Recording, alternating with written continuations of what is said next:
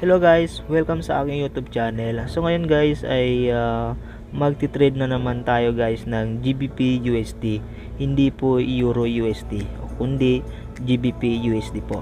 Okay, so bago tayo magsimula guys, huwag mo muna kalimutan mag-subscribe at mag-press ng notification bell at i-press mo na lang yung all bell para ma-update ka sa mga bagong video na pwede natin matutunan about tricks sa pag-trade. Okay, so malay mo guys, magpapag-giveaway ako soon kung lalago yung channel natin. Okay, so wag kayong magmi-miss na panoorin yung mga tips and tricks ko guys, kasi para makakuha kayo ng tricks dito. Okay, so ang gagamitin ko guys is GBP. Okay, guys, take note guys, wag po kayo atat dito kasi matatalo kayo. So pag mag-i-invest kayo dito, kailangan nasa $20 lang or di kaya $10. Okay, so yun po yung marirecommend ko sa inyo.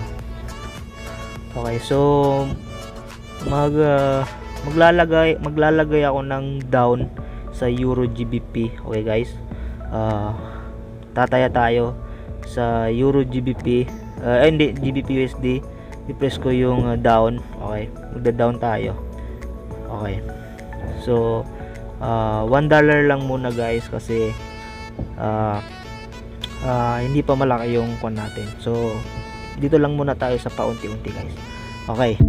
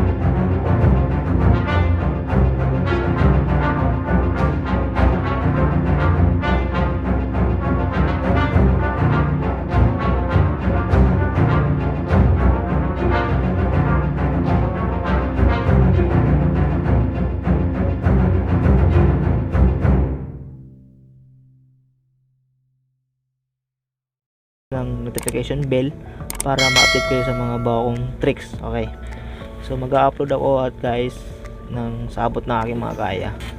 Okay, take note guys, wag kayong i-invest dito ng malaki. Dito muna tayo sa paunti-unti kasi mas maganda yung paunti-unti kesa sa malaki. Masakit pag mawalan ng pera na malaki. Okay, so ngayon nga guys, maraming salamat guys. Hanggang dito lang yung video ko. See you in my next vlog. Okay, so babush!